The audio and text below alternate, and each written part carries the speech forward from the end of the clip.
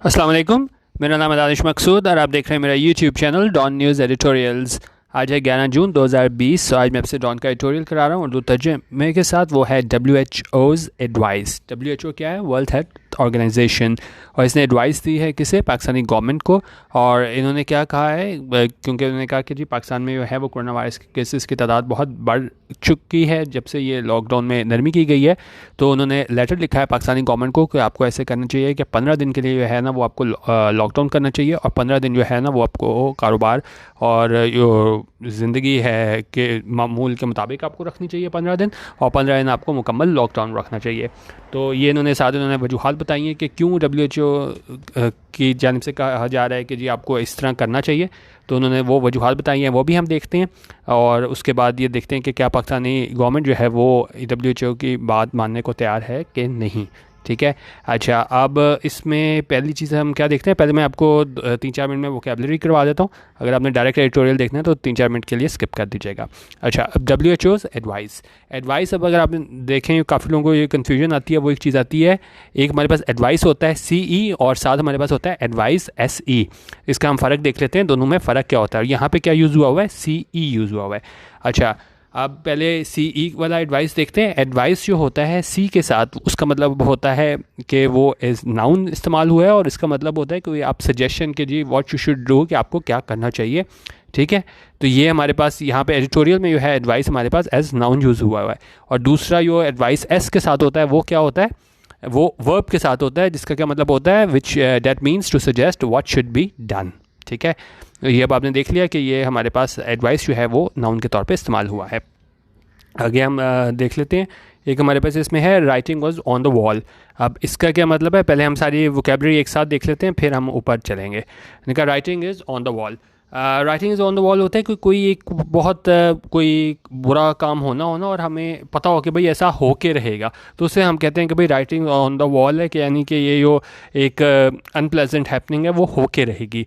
और जिस तरह अगर मैं एग्जांपल दूं कि जी अगर इसमें एग्जांपल दी हुई है कि 2 मैचेस में शिकस्त के बाद जो है ना वो क्या है? Writing is on the wall for the manager, यानी कि उसको नौकरी से निकाल दिया जाएगा। ये राइटिंग ऑन द वॉल है कि उसके लिए ये अनप्लेजेंट जो है एक्सपीरियंस ऐसा होके रहेगा। ठीक है। तो उस चीज़ को हम कह देते हैं राइटिंग्स ऑन द वॉल, कि ऐसा जो नाखुशगवार वाक़या है वो होके रहेगा।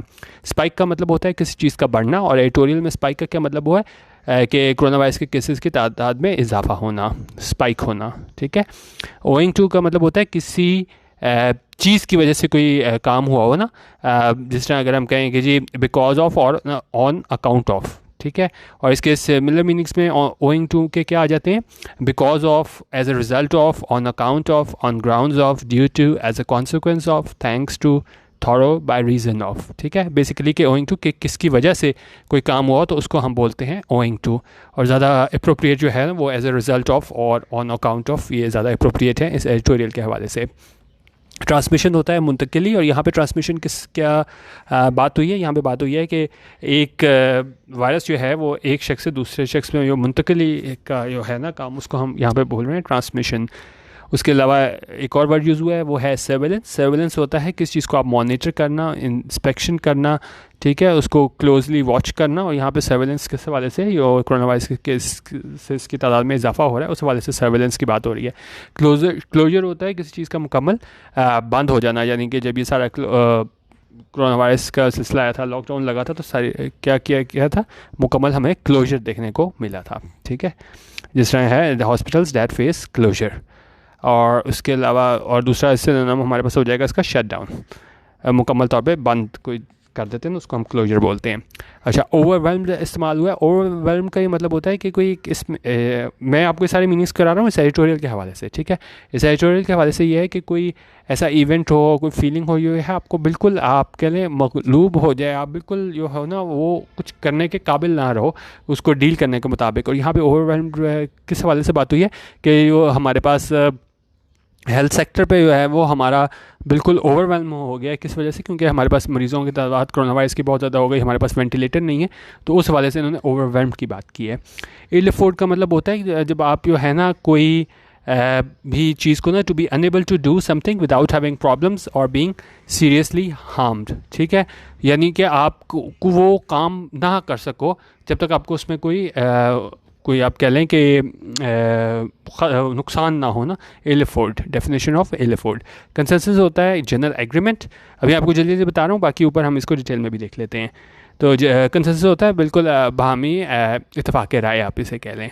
बेरेट होता है आप स्कोल्ड करना, क्रिटिसाइज़ करना, किसी को बहुत ज़्यादा जो है ना वो आप तनकीद का निशाना बनाना। और यहाँ पे किस चीज़ के हवाले से बेरेट इस्तेमाल हुआ है, उन्होंने कहा ये जो फेडरल गवर्नमेंट की जानिब से जो है वो क्रिटिसाइज़ किया गया था, तनकीद का निशाना बनाया गया था सिंध हुकूमत को, तो ये उस हवाले से यहाँ पे बेरेट इस्तेमाल हुआ है।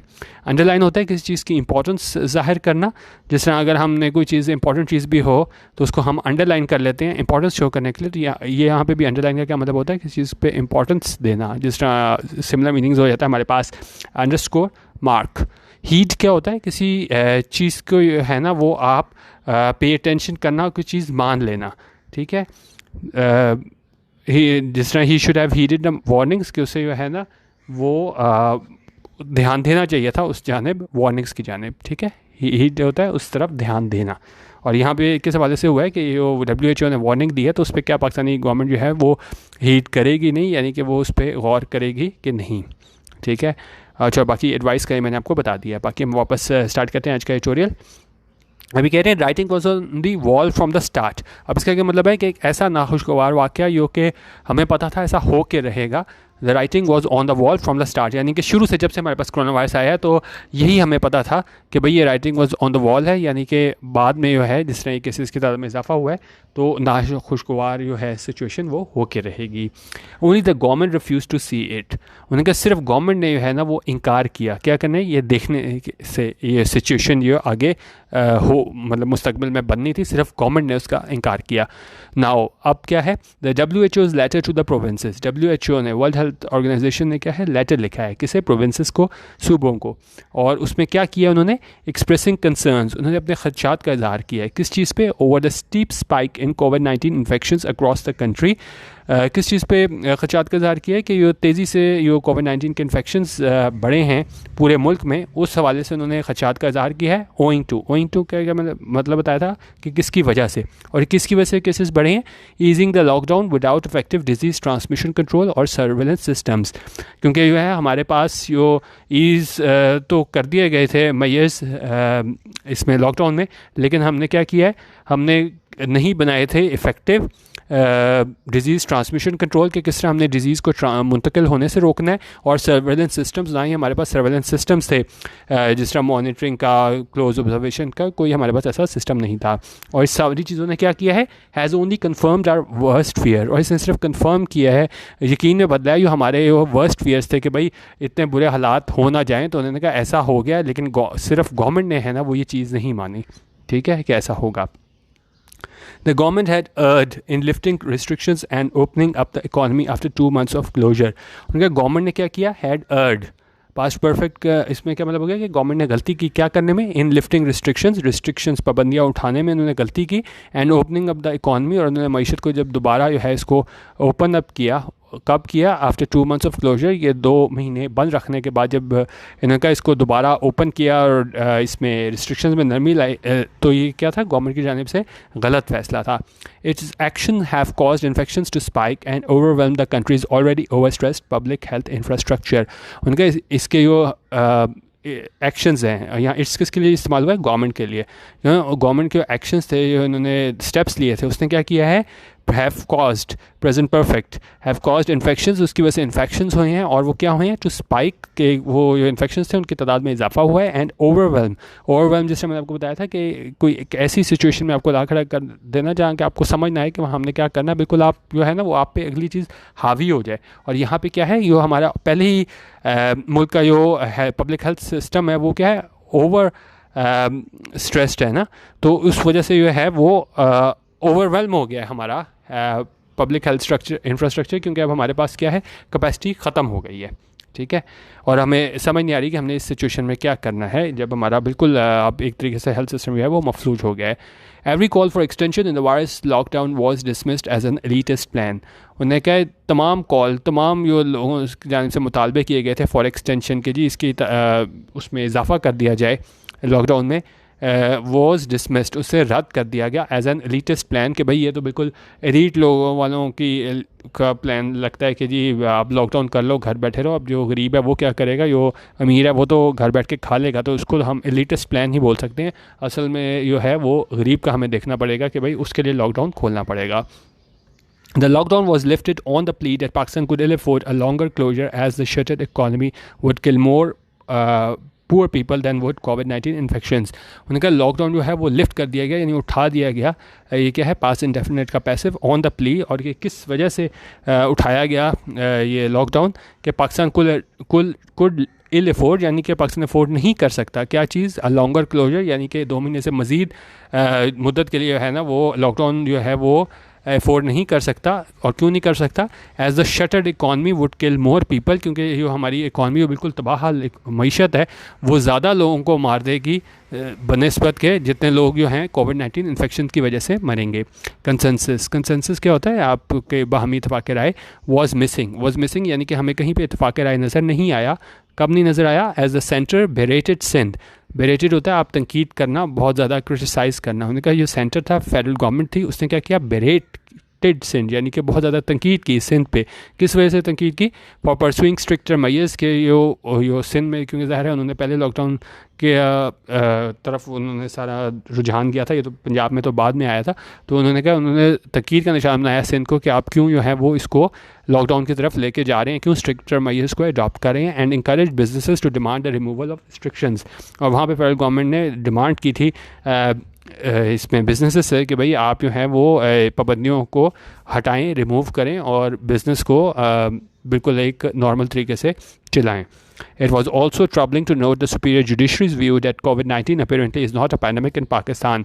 अब ईद से पहले बिल्कुल हमारे सुपीरियर जुडिशरी ने भी जो कह दिया था कि जी पाकिस्तान में जो है वो बिल्कुल ये पेंडेमिक के तौर पे नहीं है कोविड-19। तो इससे भी जो है वो काफ़ी फ़र्क पड़ा था, क्योंकि जो आम आदमी था उसने कहा कि भाई देखो हमारी सुप्रीम कोर्ट भी ये कह रही है कि ये कोई चीज़ नहीं है कोरोना वायरस, हमें बस ऐसे ही 2 महीने हमारी जो है वो ज़ाया कर दी है, बिल्कुल हमें माली तौर पे बिल्कुल तबाह कर दिया। उन्होंने कहा ये ट्रबलिंग टू नोट था, यानी बड़ी आप कह लें कि परेशान कुन बात थी कि हमारी सुपीरियर जुडिशरी थी, आला अदलिया, उसका भी ये व्यू ये था कि कोविड-19 है ना वो बज़ाहिर क्या है, वो पेंडेमिक नहीं है पाकिस्तान में।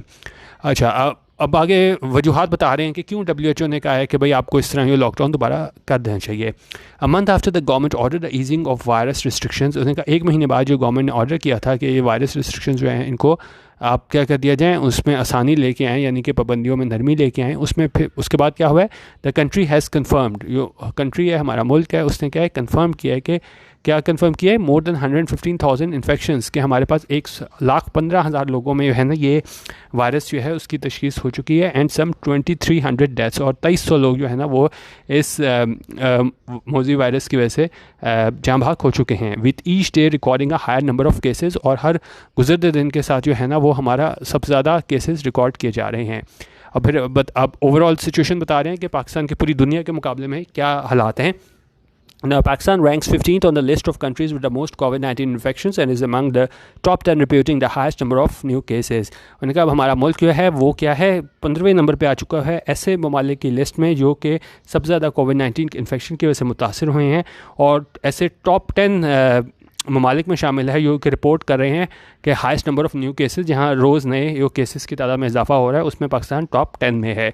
The disease has spread to every corner of the country, उन्होंने कहा हर कोने तक जो है ये डिजीज़ जो है वो फैल चुकी है पाकिस्तान में, and hospitals are reportedly turning away patients, और उन्होंने कहा हॉस्पिटल जो है वो मज़ीद मरीज़ों को लेने से क्या कर रहे हैं, टर्न अवे कर रहे हैं, यानी कि इनकार कर रहे हैं, because they don't have enough beds, क्योंकि उनके पास मज़ीद जो हैं वो क्या बेड्स नहीं हैं इन मरीज़ों के लिए।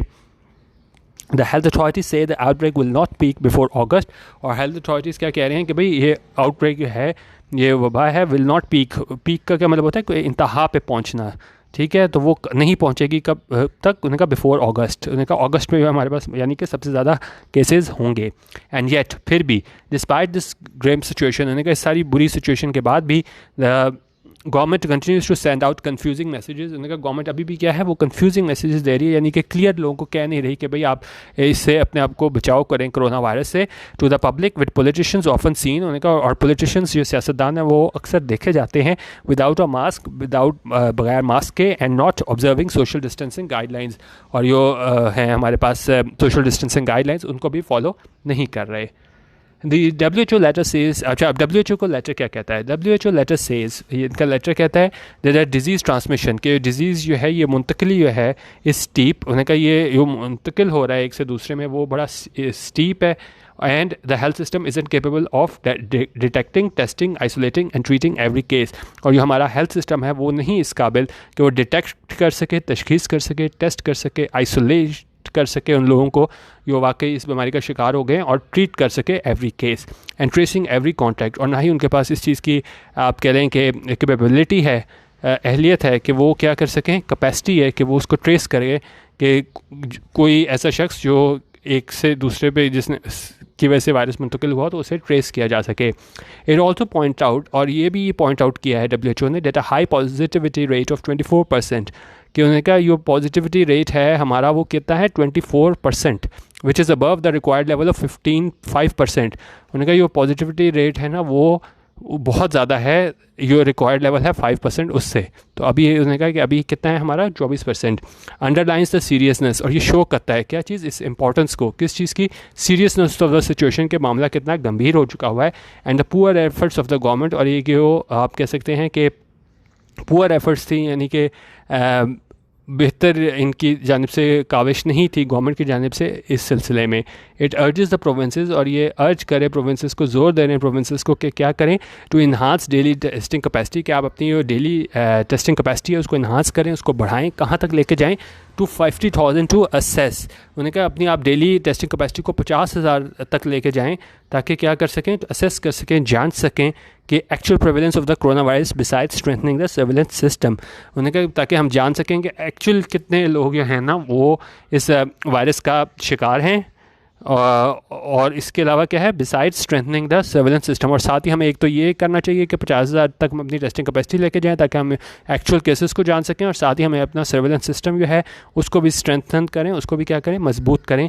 और सर्विलेंस सिस्टम में क्या चीज़ आती है जिसको हमें मजबूत करना है, आइडेंटिफिकेशन, हम आइडेंटिफाई कर सकें, निशानदेही कर सकें जिनको ये वायरस हो सकता है, और उसमें क्या है, टेस्टिंग के हवाले से हम अपना वो मजबूत करें सर्विलेंस सिस्टम, आइसोलेशन के हवाले से, care for the ill, including identification and the follow up of contacts and quarantining. उनका इन तमाम चीज़ों के हवालों से, सर्विलेंस के हवाले से है हमें अपना जो सिस्टम है उसको स्ट्रेंथन करना चाहिए। आखिर पे क्या कह रहे हैं, lastly it has recommended the imposition of a 2 weeks on 2 weeks of lockdown to contain the virus transmission. और ये सबसे अहम बात पूरे एडिटोरियल की कि इन्होंने ये रिकमेंडेशन दी है कि क्या करना चाहिए पाकिस्तान गवर्नमेंट को। उन्होंने कहा कि आप इम्पोज कर दें, नाफिज कर दें क्या चीज़, 2 weeks ऑन 2 weeks ऑफ, यानी कि 2 हफ्ते आप लॉकडाउन रखें और 2 हफ्ते के लिए खोल दें lockdown, to contain the virus transmission, ताकि जो वायरस ट्रांसमिशन है, ये मुंतकिली है इस वायरस की, उसको कंटेन किया जा सके, महदूद किया जा सके।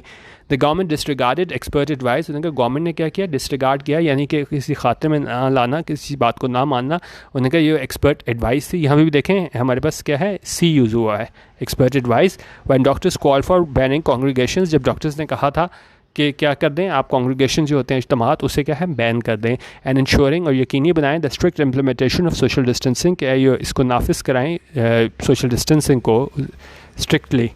Guidelines to halt transmissions, halt होता है किसी चीज़ को रोकना, उन्होंने कहा कि आप सोशल डिस्टेंसिंग गाइडलाइंस को जो हैं वो फॉलो करवाएं ताकि जो ट्रांसमिशन जो हैं मुंतकिली इस वायरस की उसको रोका जा सके। It did not consider their opinion, उन्होंने कहा हमें डॉक्टर्स की जानिब से ऐसी राय दी गई, लेकिन गवर्नमेंट ने क्या किया, it did not consider their opinion, उन्होंने इसको बिल्कुल खातिर में नहीं लाया, इनके इस ओपिनियन को, इनके इस राय को, व्हेन लिफ्टिंग द लॉकडाउन, जब उन्होंने लॉकडाउन जो है वो उठा दिया। And has consistently ignored violations of social distancing, और इसने लगातार गवर्नमेंट ने क्या किया, इग्नोर किया, नज़रअंदाज किया है जो वायलेशंस हमें नज़र आती हैं ख़िलाफ़ वर्जी किस चीज़ की, सोशल डिस्टेंसिंग गाइडलाइंस की, विद अ रिज़ल्ट, और इसका रिज़ल्ट क्या आया, इसका नतीजा क्या आया, that few have bothered to make the necessary adjustments, क्योंकि बहुत थोड़े लोगों ने हैं वो बॉदर किया है, यानी कि ऐसा उन्होंने किया है कि ये नेसेसरी एडजस्टमेंट करें अपनी लाइफस्टाइल में, रोज़मर्रा की ज़िंदगी है उसमें कुछ चेंजेस लेके आएँ। उन्होंने कहा ये सारा इस वजह से हुआ है कि सही मिक्स मैसेजेस गवर्नमेंट की जानिब से दिए गए थे, तो उन्होंने कहा हमें कोई नज़र नहीं आता कि जो सोशल डिस्टेंसिंग गाइडलाइंस को वायलेशन होती हैं, तो उसमें जो है वो हुकूमत ने इसको वायलेट किया है, violation of social distancing guidelines with the result that few have bother to make the necessary adjustments to lifestyle. और इस यही वजह है कि क्योंकि जब गवर्नमेंट ने क्लियर मैसेज नहीं दिया तो हमें क्या है, लोगों ने भी जो है वो अपनी लाइफस्टाइल में रोज़मर्रा की ज़िंदगी में जो है वो एडजस्टमेंट नहीं लेके आए। It is doubtful than that it will heed the WHO advice. और इनका इन सारी बातों के बाद कि जब इन्होंने लॉकडाउन भी खोल दिया और जब इन्होंने डॉक्टर्स की बात भी नहीं सुनी कि भाई आपको लॉकडाउन जो है वो उसको नहीं खोलना चाहिए, तो उन्होंने कहा इट इज़ डाउटफुल। उन्होंने इस बारे में भी हम शक ही किया जा सकता है, यानी हम यकीन से नहीं कह सकते than that it will heed the WHO's advice. उन्होंने कहा तो ये बहुत कम चांस है इस बारे में कि गवर्नमेंट जो है ना वो इस हीट करेगी, यानी कि गौर करेगी इस WHO के एडवाइस को कि जी 15 दिन खोलें और 15 दिन बंद करें। और आपने इनके जो स्पेशल असिस्टेंट हैं वज़ीर-ए-आज़म के, उनका बयान भी सुन लिया होगा कि भाई ये हम पे बाइंडिंग नहीं है कि हम WHO का जो है वो जो कह रहे हैं उनको हम मानें। तो एक तरीके से फ़िलहाल जो है वो पाकिस्तान कोई मतलब आसार नहीं है कि वो इस WHO की जो एडवाइस है उसको मानने के मूड में हैं। ठीक है, ये था हमारे पास आज का एडिटोरियल, जो एडवाइस दी गई थी WHO की जानिब से पाकिस्तानी गवर्नमेंट को। तो इसको हम देख लेते हैं कि ये 15 दिन इन्होंने कहा था रखें, ऑन रखें, 15 दिन ऑफ रखें, लेकिन फ़िलहाल मौजूदा हालात में जो है ना वो ऐसा नहीं लगता कि पाकिस्तानी हुकूमत इस एडवाइस को मानेगी। बाकी आप यूट्यूब पे मेरा ये चैनल सब्सक्राइब कर सकते हैं, वहाँ भी मैं PDF भी दे दूँगा, वहाँ से आप जाके PDF भी ले सकते हैं। वीडियो देखने का बहुत शुक्रिया। अल्लाह हाफ़िज़। पाकिस्तान जिंदाबाद।